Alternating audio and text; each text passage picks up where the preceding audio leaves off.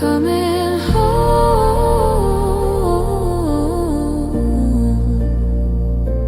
coming home inside. I remember who I am.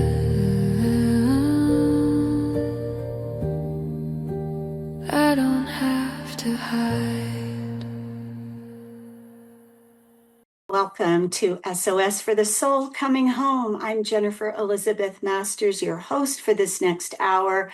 I'm a transformational teacher, a narcissistic trauma recovery guide, Kundalini yoga teacher, and author. And my new book is Unbecoming. This is where emotional healing meets embodied awakening.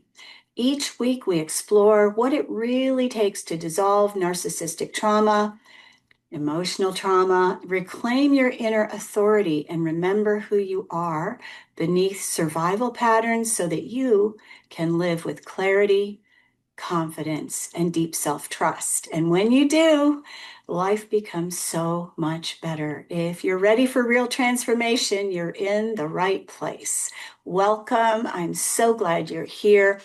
I am really excited about tonight's topic because it is something that is near and dear to my heart. Being a person with 5 planets in Scorpio, lots of emotion here. And I've processed a lot. Emotions are the topic of tonight. We're talking about emotional unwinding. We're talking about what happens when emotions are not processed, when pain is pushed down, grief is swallowed, and anger is suppressed. Ever done that? I know I used to. And when the body is never allowed to complete what it needed to complete, we are processing, or rather unprocessing, and suppressing, stuffing. I call it stuffing. We are stuffing our heart, stuffing our body, and these emotions have to go somewhere. We're talking about what happens when a person has lived through heartbreak, criticism, dismissal, neglect, narcissistic trauma, emotional abandonment, fear, humiliation, chronic stress. And instead of being able to feel their emotions, they've had to survive them. And so, what that can do for you is cause illness in the body. Believe it or not, if we don't process our emotions, they've got to go somewhere. And often in the jaw, TMJ, in the body, fibromyalgia. There's lots of different things that are caused by emotions that are stuffed. They can shape our nervous system, shape our reactions, even our relationships, our health, our ability to trust, soften, relax, to even be able to cry. I know lots of people come to me, Jennifer, I haven't been able to cry in 20 years. And moving these emotions has helped them to emote and be able to cry. So sometimes we don't even know what we're feeling. And so we're going to be talking about that. If that's you, you're in the right place. If you feel a lot, but you don't know how to move through it, we're going to talk about that. And please stay till the end. There will be 3, count them. I like to do 3 processes on these live events because it helps you to understand some of the things that I do in session with my clients. I help people clear emotions, whether it is anxiety, grief, sadness, sorrow. Earlier today, I was holding my own and did a clearing for myself, and I feel like a different person after that clearing. So many people walk around going, I don't know why I'm like this. I don't know why I can't relax. I don't know why I'm so easily triggered. I don't know why I feel numb. I don't know why I overreact. Are you one of those? I sure used to overreact. And sometimes we even shut down. Now, what does that feel like? Well, it could be like emotional numbness, closed off, almost isolated. And here's what I'm going to tell you. If you have loneliness, even when you're surrounded by family and friends, This is for you because when we suppress our emotions, what it does is cause us to close down our heart, and then we feel isolated. And so we're going to be shifting some of that today. So, what I want to suggest tonight is that often what we call our personality is really not personality at all. It is a lot of the nervous system holding unresolved pain. And when people go off and say, well, this is just who I am. I'm just an impatient person. I just get angered easily. That's not personality. That is stuffed emotions. When we stuff emotions, then they tend to come to the surface very easily and quickly because we haven't processed them.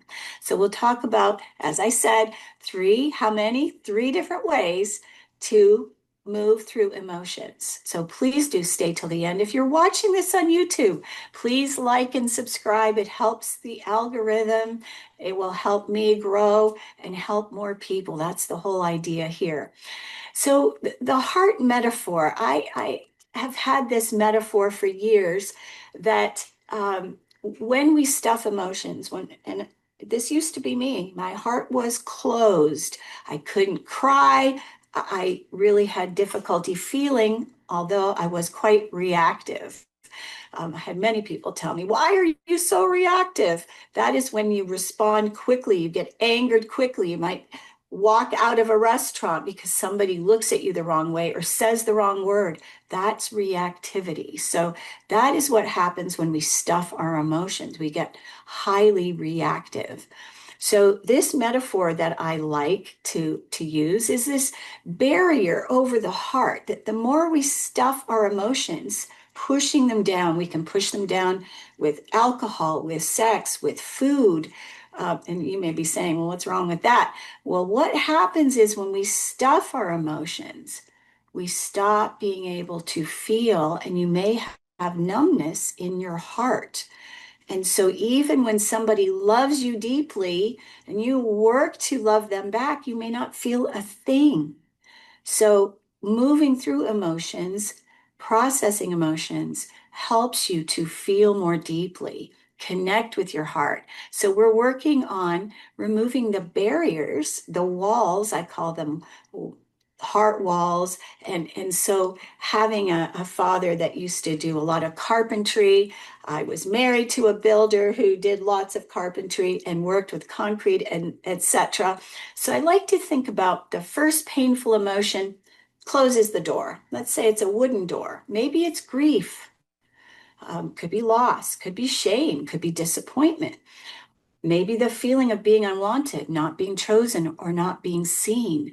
So that first thing closes the door. And then the next suppressed emotion that we're not able to process, it's another layer of wood.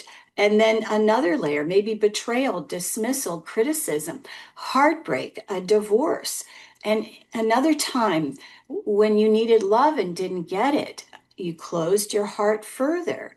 And so another layer, it could be bricks, it could be rock, it could be concrete, a garage door shuts, a metal door on top of that. And next thing you know, you've got several layers of heart wall that need to be eliminated before you can actually feel deeply.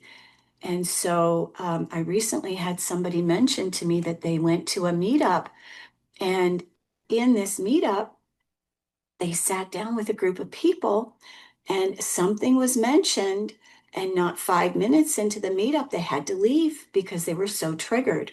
So, triggers come from stuffed emotions. Emotions were not allowed to process, and they could go all the way back through time to a place where you were maybe still in diapers with a bottle. You may have even been breastfed at the time. There's layer upon layer when it was dangerous for you to feel. I know in my generation, I heard, shut up, or I'll give you something to cry about. So when you were told you can't cry, what does it do? The emotion has to go somewhere. It doesn't dissolve. It doesn't go away.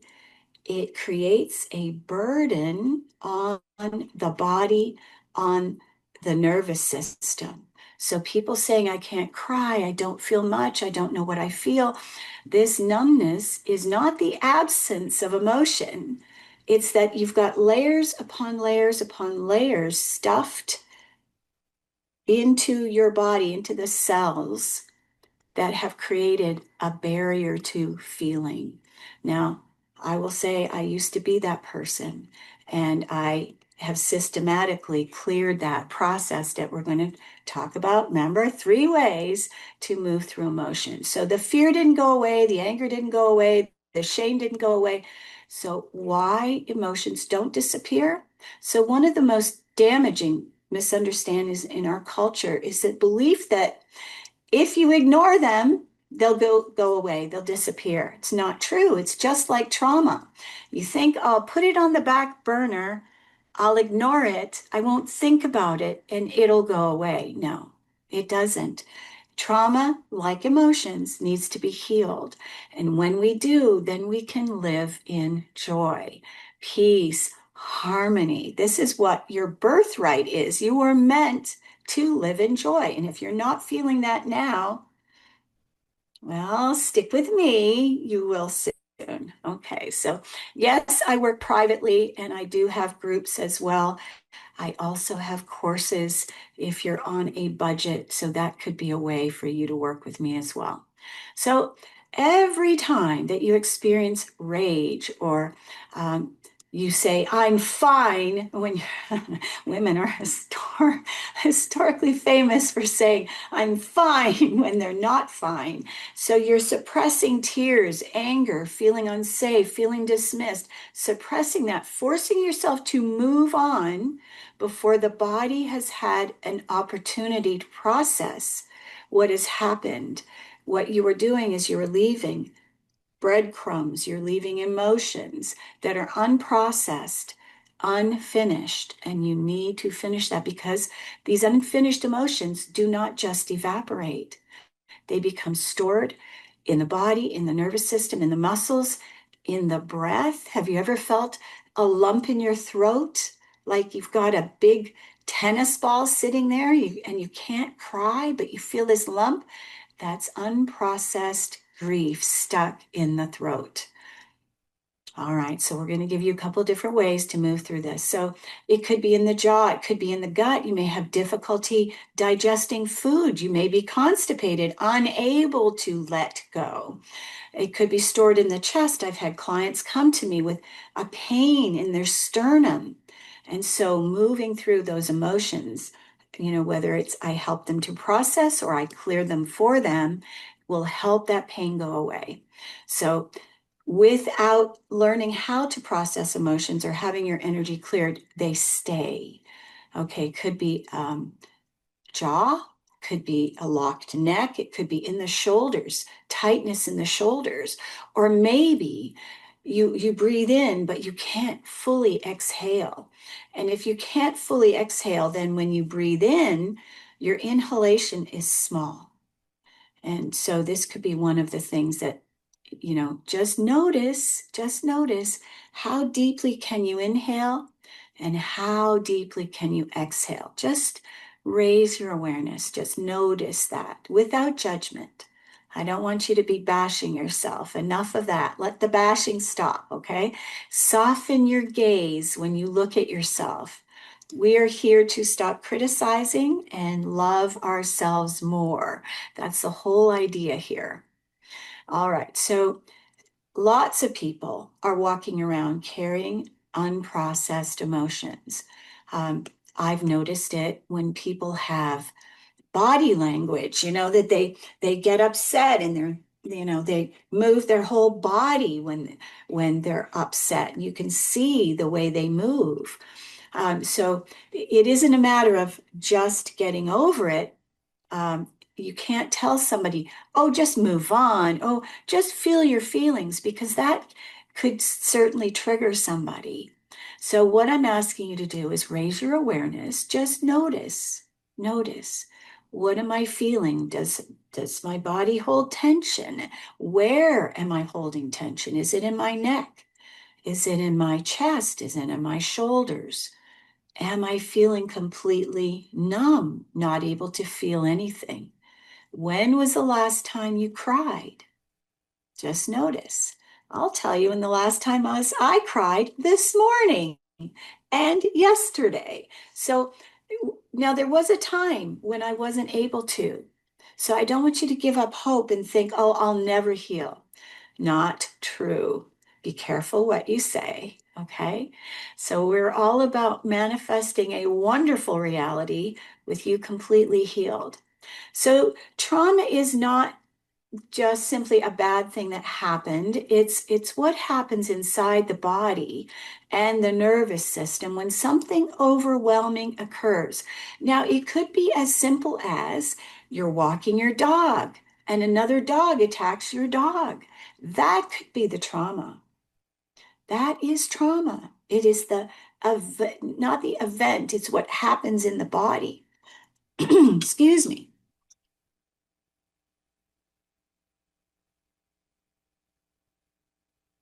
Green tea. Yum. Okay. So when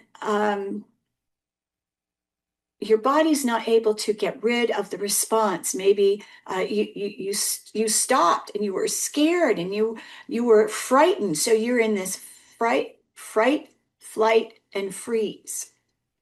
There's also fawn. Now, what is fawning? Fawning is when it's not my favorite word.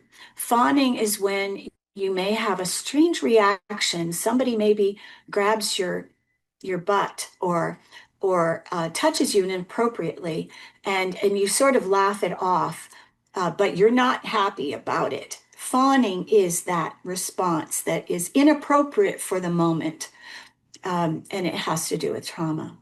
So these are this fight, fright, freeze, and fawn are biological survival responses. Your body is trying to protect you. And if the body gets to complete its response, there's going to be resolution. So something happened in my day yesterday. I was upset. I felt it.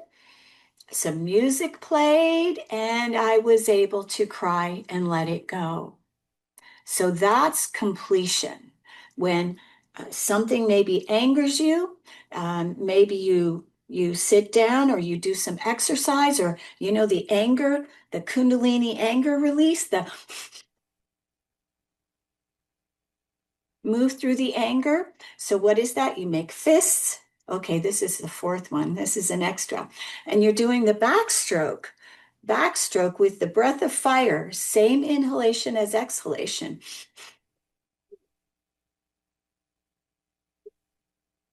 Now that will help you release anger. So let's say something angers you. You are able to walk off somewhere and be able to do that to process the anger. You can come to completion and move the emotion. And that's what you want. You want to come to completion with the emotion so that you have a complete release. That's resolution. And that's the goal here. So you can shake. Have you ever seen a dog? They shake. They shake to relieve stress. So shaking your body. There was a guru, Osho, who used to do a shaking meditation. You play music and you just shake your whole body. That's another way to process emotion. So there's lots of different ways that you can process emotions, not just one. You can breathe into them. Breathing into whatever it is you're feeling. Take a step back, count to 10, exhale completely. I'm getting ahead of myself here. I'm giving you lots of different ways because I'm sensing that some people may be feeling emotion coming up before I'm ready to really give you the exercise. So I wanted to give you some tools early so that you could be breathing deeply, exhaling completely, breathing into the emotion, exhaling completely. But if the response is interrupted, the system remains incomplete, and so then you are stuffing the emotion. So this is what we want to not do anymore. So if you can't run when you're trapped, the response remains incomplete. If you freeze because it's the only way to survive, the response remains incomplete. I talked about your dog gets attacked and maybe you scream and you freeze and you're terrified, but you're holding your breath. You're not completing that emotional response. You have to breathe into it and exhale and release. That incomplete survival response doesn't just vanish. You have to breathe in, count to 10, exhale. Otherwise, it gets stored in the nervous system. So that's what we're working on here. So this is why trauma is often stored as a narrative or a memory, not a narrative rather than a memory. So let me go back. It's more a state as opposed to the memory. So our memories are not detailed correctly, but usually it's a state rather than actual memory. So when emotions start to come up, you get triggered with one emotion and it takes you back to an emotion from childhood. You may not have a memory come up, but the state that you were in comes up. Does that make sense? Okay. So the mind may not consciously remember every detail, but it remembers the danger, the bracing, the holding, the shutting down of the heart. That's what I'm talking about. That's the state that you remember as opposed to the memory. And so when we get triggered, somebody says something, it could be a word, it could be a look, and we're going to talk about triggers later on, but that's like a button being pressed within the nervous system, a triggering of an old wound, an old event. Okay. So when trauma is triggered, people are not really remembering the past. And this is why emotions can seem disproportionate. It's like, why did I have such a big response? That was such a small thing. Why did I feel that way? Because it's going back to a state that you held previously.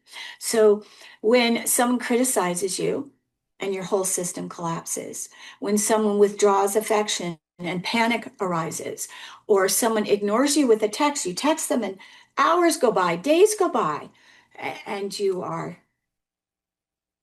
feeling that withholding, right? Or someone dismisses your truth and you feel like you're six again.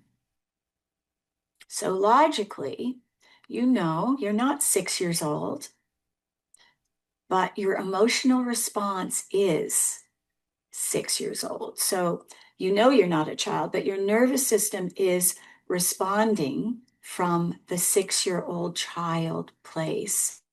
It's responding biologically from an old unfinished wound, an old unfinished pain. And so it's from behind those layers, that concrete slab, that garage door, that rock wall that you've put up in front of your heart because you've been hurt so many times. So this reaction is not stupidity. It's not a lack of insight. So yeah, let go of the judgment. Be kind to yourself. It's the nervous system carrying old material that just hasn't been fully metabolized or processed. Okay.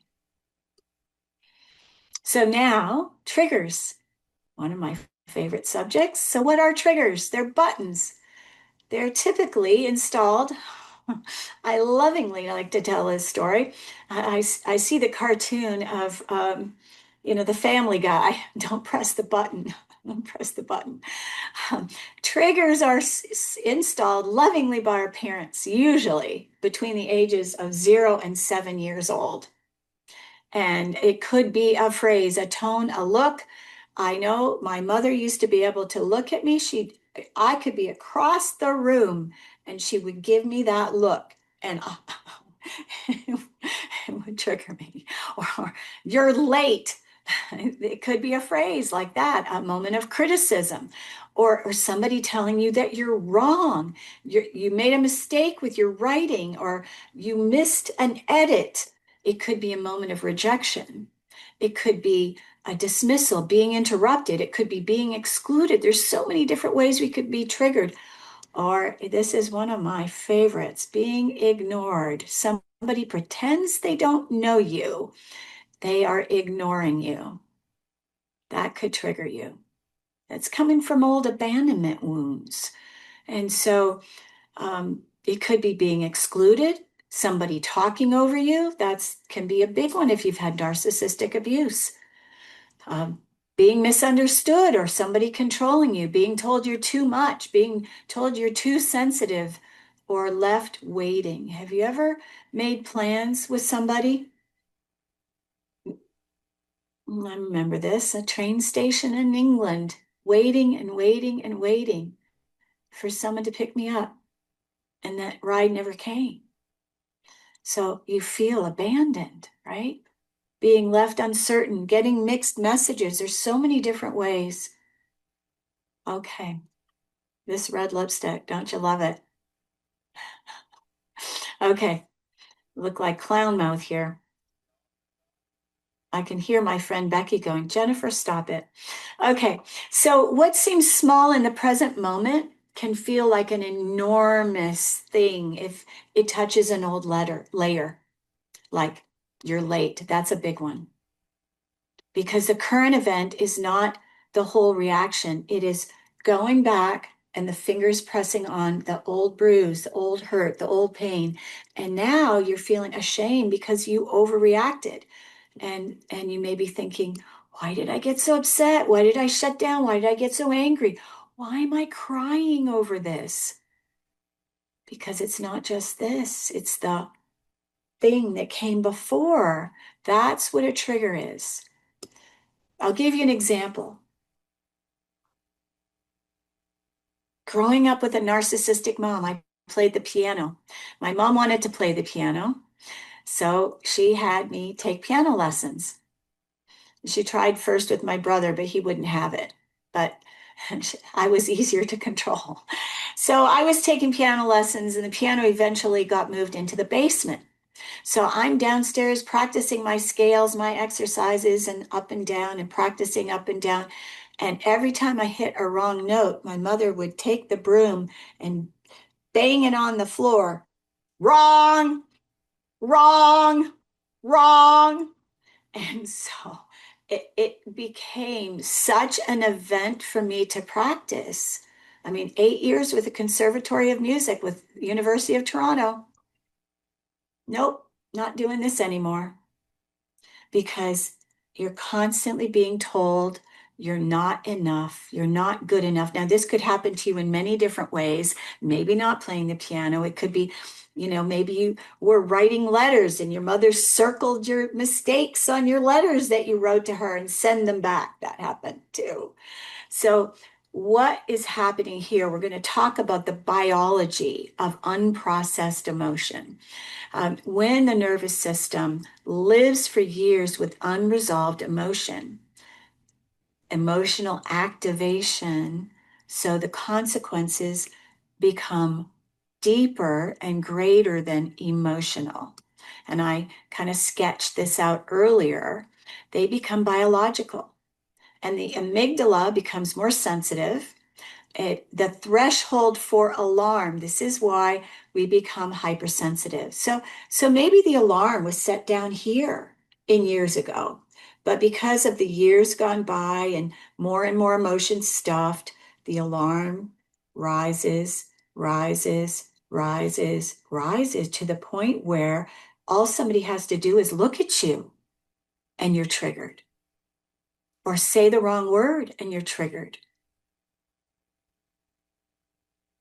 It takes less and less to activate you, and your system becomes more vigilant, more reactive, more watchful. And this is where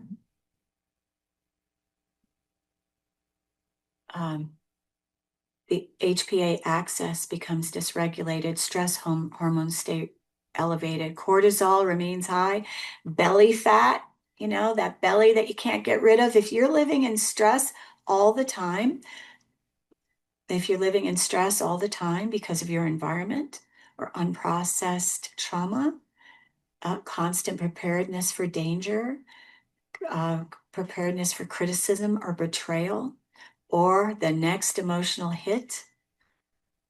Yeah, when the body stays in a chronic state of hypervigilance over time, many other systems begin to be affected. Sleep can become disturbed. Your immune system can weaken, and this is where autoimmune system issues arise. Fibromyalgia, lupus, that sort of thing. Hormones can shift. The memory can be affected. Patience can be affected. Maybe you used to be able to be patient and now you can't. And you think it's just because you're getting older. No, it's because of unprocessed emotion. Have you ever noticed when you're under increased stress, how something small, something trivial can really, a text comes in at an inopportune time when you're very highly activated with stress and you're in emotional turbulence. Maybe you go into rage. You can't think clearly. You're always on edge. You're exhausted. So take a deep breath, everybody. Exhale completely. Because calm on the outside does not create calm on the inside if the nervous system has not learned safety. So a person can be in a quiet room and still at war internally. And this is why when you try to sit in silence, maybe to meditate, you can't sit still. You feel uncomfortable. Why peace can feel foreign, while silence can feel threatening. The body is still braced. Take a deep breath with me. Exhale completely. So before we can process an emotion, we have to be regulated enough to witness it. And we can't heal when we're completely flooded. So we need to be able to get grounded, put those roots down through our legs, through our feet, into the earth, like tree roots down into the earth. Walking barefoot on the grass, standing in the morning. I love to stand barefoot on the grass. That's where I do my prayers of gratitude to the sunrise. Thank you, God, for this day. Thank you for another day of life. Thank you for all the good in my life. Thank you for aligning me with the highest and best for myself in this world and all my clients. So you're able to notice what is happening without being consumed by it, being able to breathe into and being calm with what's going on. So if CNN is on all day long, or you've got the news on all day long, it's going to keep you in hypervigilance, constantly dysregulated. All right, so we're going to take a moment here. I'm going to take my glasses off to do this. All right, so we're going to do alternate nostril breathing. We did this last week. If you watched the session last week about trauma, this is a really good way to do several things. It connects the right and left hemisphere of the brain. So if you're highly illogical and more intuitive, you want to connect left brain with right brain. So this is the way we do it. We're going to put our thumb on the right nostril, the index finger, we're going to toggle back and forth like this, toggle with the index finger going to the left nostril, right nostril. So we breathe in through the left, sitting upright. You don't want to do this laying down. Out through the right. Breathe in through the left. Breathe out through the right. Again, in through the left. Breathe out through the right.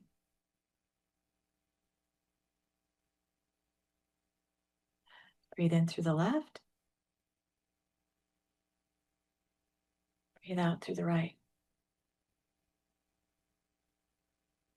So you may be wondering, okay, what's that feeling that's coming over me? That sense of calm and inner peace. Wow. So what we want to do this, I have a video on YouTube, the alternate nostril breathing. It is actually called Change of Perspective. Yes, I'm a Kundalini yoga teacher. I use this with my clients to help stabilize their emotional state, their nervous system. Alternate nostril breathing is something that we can do right before bed, sitting upright before you fall asleep, and doing that alternate nostril breathing. Set your timer on your phone for just 11 minutes to start with, and you may say 11 minutes, but you'll be surprised at what that will do for the quality of sleep that you have and the way you wake up in the morning. It's really powerful for changing your perspective. And one of the things you need to process emotions is a different perspective. So, what is that? Perspective is the way we look at things. Two people can see the same event and have two totally different perspectives, viewpoints. So that alternate nostril breathing shifts perspective. That's what it does. So take your time, slow it down. You're coming back into your body, into a state of calm. So one of the things that I have noticed with clients is that they often think that they have anxiety. Maybe they do. But what they may have is unprocessed emotional material. If you cannot sit in silence, that tells you something. It's information. If you need noise, that tells you something. If you need to constantly be doing something, that tells you something. If you need a show on in the background, that tells you something. If you need music on all the time, that tells you something. If you need to make noise all the time, that tells you something. If you have to reach for your phone,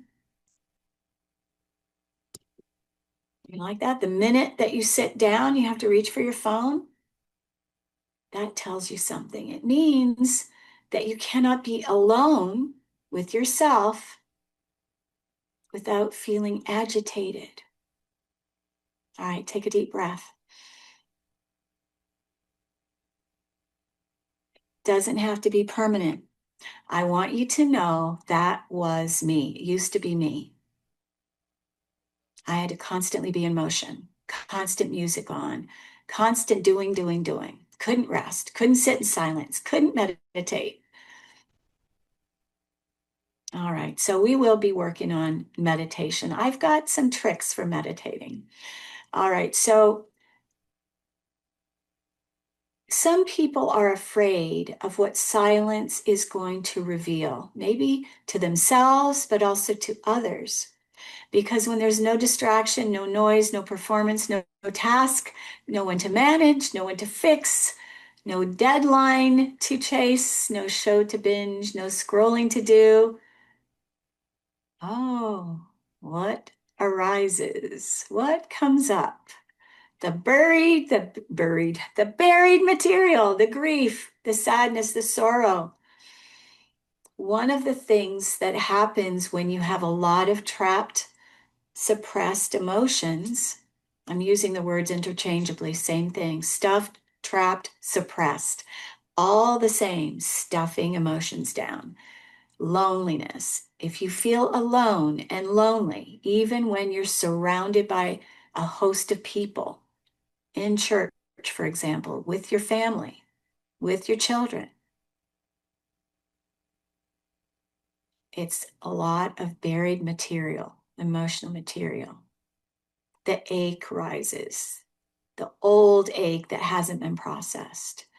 And many people learn very early. I was one of those. Not there now. So I'm going to tell you it's possible. You can get beyond it. I wasn't anything special. I didn't even have the education to know how to do it, but I learned gradually. Okay? So I don't want you to think that it's impossible. It's definitely possible. If I can do it, you can do it. So a lot of people built a life around avoiding what they felt. Numbing can be a behavior. It's people numb in certain ways. I mean, it could be alcohol, scrolling, working, addictions, eating, drinking, smoking, medicating yourself, exercising, being in the gym all day, every day, talking constantly, overthinking, obsessed with achievement, not able to sit still and in silence. So some are always, planning the next vacation, but they're not even able to enjoy it because they don't know how to sit still and rest. Some will wait all week to have the weekend and then can't have stillness when the weekend arrives. Why? Because numbing works in the short term. It creates relief, temporary relief. It's not healing, but it's relief. And when someone is carrying years of buried pain, temporary relief can feel seductive. And so this endless scrolling, right? There also could be performance as a means of survival. Maybe, looking back, clown in the classroom, avoiding being alone, numbing through performance, being the agreeable one, the people pleaser, the peacekeeper, the caretaker, or maybe the clown, the achiever, the high performer, always cooking for your family, baking, maybe baking for relatives and neighbors, and everybody says, "Oh, look, she's so strong." The one that holds it all together, the one everyone can count on, the one who never asks for much, the one who makes themselves indispensable. Is this you? Because if I can be useful enough, maybe I'll be loved. Maybe I'll be worthy. Maybe if I'm good enough, I'll be safe. Maybe if I take care of everyone else, maybe I won't have to feel my own pain. Take a breath, take a deep breath. Exhale. Caretaking is not random. Overgiving isn't random. Chronic healthiness isn't random. So they are great qualities, beautiful qualities, but they can also be defenses. Defenses against being abandoned, being unseen. And this is especially important if you grew up with emotionally unavailable caregivers or narcissistic parents. If love is conditional, you learn to adapt. If love must be earned as a child, if love was not unconditional, if love was conditional, you learn to adapt. If you were only praised when you were perfect or for being useful, you learn to adapt, right? And then as adults, we say, well, this is just who I am. Sometimes it's who you had to become. So I want to talk to you just for a moment about relationships in the closed heart. And this is where relationships become so painful. If your heart has layer upon layer in front of it, and your nervous system learned that love is inconsistent, conditional, withheld, unsafe, or painful, then adult relationships become a place where all of this becomes activated, and you may be highly reactive. You may run away from these relationships. You may have decided relationships are not for me. Or maybe you chase emotionally unavailable people because that's what you're used to. That's what's familiar. Or maybe you overgive, you wait, you hope, tolerate crumbs, mistake anxiety for chemistry or chaos for chemistry or uncertainty for passion. Maybe you think being chosen by someone withholding will finally heal what is never given the chance to heal. But if childhood taught you that you had to earn love, then that kind of love will make you anxious. Familiarity can feel more believable than health, and calm can feel foreign when your body was shaped by chaos. So safety can feel boring when your body was constantly in unpredictable environments where the ground was constantly moving beneath your feet, or the carpet was always pulled out from under you. And so people repeat patterns they do not understand because their nervous system is seeking what is familiar rather than what is healthy. So, why feeling your feelings is just not enough? It's simplistic. It's too simplistic, especially if you've been stuffing or disassociating, and panic arises when you try to feel. So, take a deep breath. So, what does it mean to someone whose body goes into panic when they get close to emotion? It's they're afraid to process emotion because they haven't been able to, or they've been made to feel fearful of doing so because love was taken away when they did. You cannot just command a frozen system to thaw instantly. It takes some time. You can't force a concrete slab from your heart in one afternoon. Healing is gentler than that. Awareness is the first doorway. Awareness shines the light on what needs to heal, and you can start to see the pattern. You begin to notice the numbness. You can breathe into it. You notice the busyness, the restlessness. The moment you're about to override your body's signal, eat something sweet when you start to feel that emotion rise. The moment awareness matters, because the moment you can observe something, you're no longer fully fused with it. You're slightly above it. You have perspective. All right. So, what I want to do with you is two different things. When we disassociate, that means that we have a tendency to daydream, be off in the clouds, living in a fantasy. It is because historically the present moment wasn't safe. And that was something that I used to do, disassociate. No longer. It's much more joyful to be present. So breathing and exhaling completely can bring you into the present moment. Let's doing this a couple more times. And exhale. So what I'm going to do is give you a 10-second practice where you take a deep breath and breathe into the emotion for 10 seconds. Just notice what you're feeling. Notice it. Notice it. Just notice it. Don't have to do anything. Just notice it before you drink, before you suppress, before you scroll, before you abandon yourself. Just notice it. What's happening in my body? Where do I feel it? What is the sensation? Is it tightness? Is it heaviness? Is it heat? Is it pressure? Is it constriction? So these are questions you can ask. Is it a lump in the throat, in the chest? Is it a severe pain? Is it an ache? Just notice. Noticing is okay. It's safe to notice. We're teaching the nervous system something new. Feeling is not danger. It's not drowning. It's survivable. It's a powerful re-education of the body. So many emotions are just unfinished moments. That lump in your throat is just feelings that haven't been processed through crying. Maybe you say to yourself, I look ugly when I cry, or I feel worse when I cry, or I get a headache when I cry, so I don't. Just drink water. Crying, tears. We need water. Rehydrate. It could be the pressure in your chest for grief that never had a witness, or a contraction in the stomach that had fear held in it, in the gut for years.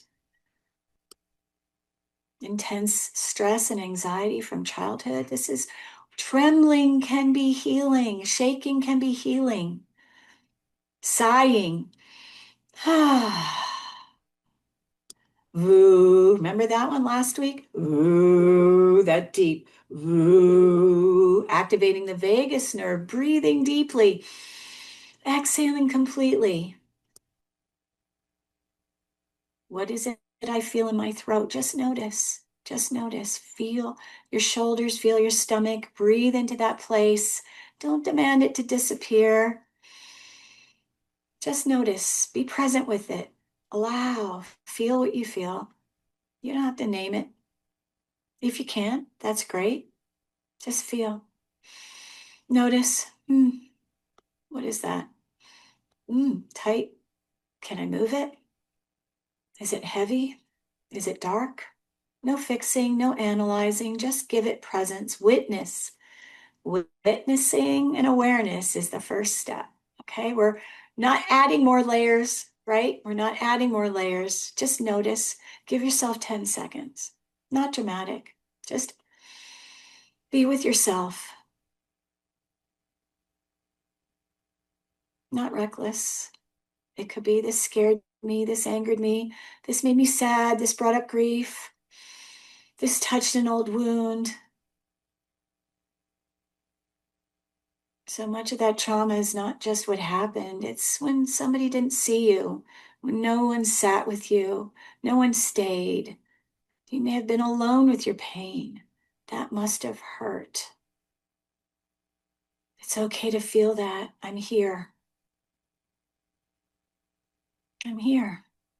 All right, so I'm going to give you a process. Remember, I told you this one. I love this.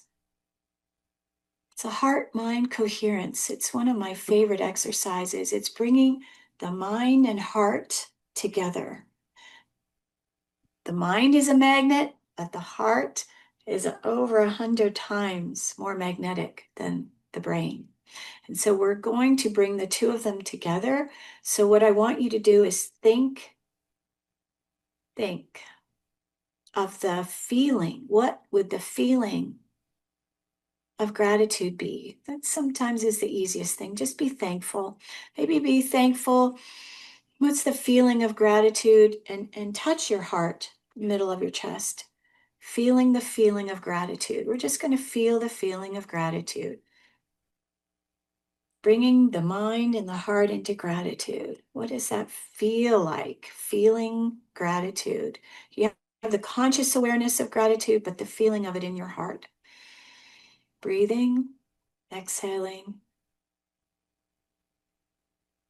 breathing into gratitude, exhaling gratitude. And then appreciation. Appreciation is sort of like gratitude, but not quite. Oh, appreciating nature. You know how nice it is to be appreciated? Somebody says, wow, thank you for doing that for me. Wow, I appreciate you. It feels so good to be appreciated. Feeling that feeling. Feeling the feeling. And then the third one, and you can spend more time on this and redo it after we're done. Compassion. So compassion is kind of like sympathy, but not quite. Having compassion for yourself can be difficult for some people, but it's a wonderful way to start caring for you. Just caring for you, compassion, caring for you. Caring for you, feeling that feeling of caring. All right, they're two different feelings. Okay, compassion is one, caring is another. I'm compressing the two. You can do them separately. Caring, feeling the feeling. And maybe you care for an animal. Maybe it's easier for you to feel that feeling caring for an animal. That's okay too. Just feel that feeling. Just be with that for a few moments. How does that feel? That is the heart mind coherence. So you can do that, continue that gently, easily, not forcing, breathing this way. Let it move through you in those places that have gotten hardened, the layers of your heart. Say to yourself, it's safe for me to soften. It's safe for me to feel. It's safe for me to open again. You did great. So healing is not just about releasing pain. It's about remembering safety, feeling safe, teaching the body that feeling is safe. Softness is no longer dangerous. Healing is not about becoming someone new. It's about returning to the who you were before all those layers have been built, softening around what hardened. It's about unwinding what got tightly wound around your heart. It's about letting your system complete, that you can be present without collapsing.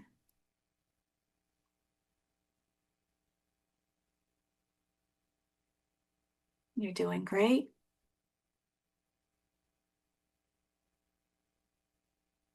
Breathing, breathing, remembering it's safe to be safe. It's safe to be still. It's safe to be present with yourself. It's safe to be you. It's safe to witness and be aware. You did so great. You really did. So if anything resonated with you today, tonight, this is what we do here. Your nervous system is recognizing the truth. I work privately with people who are ready to release old emotional patterns and step fully into their next chapter so they can live fully in clarity and joy. It is your birthright. You can learn more about me and what I do on my website, jenniferelizabethmasters.com. And if you're a host, a producer, an event organizer looking for conversations that bridge trauma, healing, consciousness, and embodied leadership, I'd love to connect. Until the next time, remember, healing isn't about becoming someone new. It's about unbecoming everything that you were never meant to carry. Much love to you.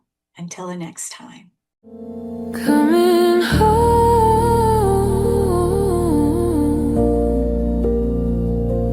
coming home to me.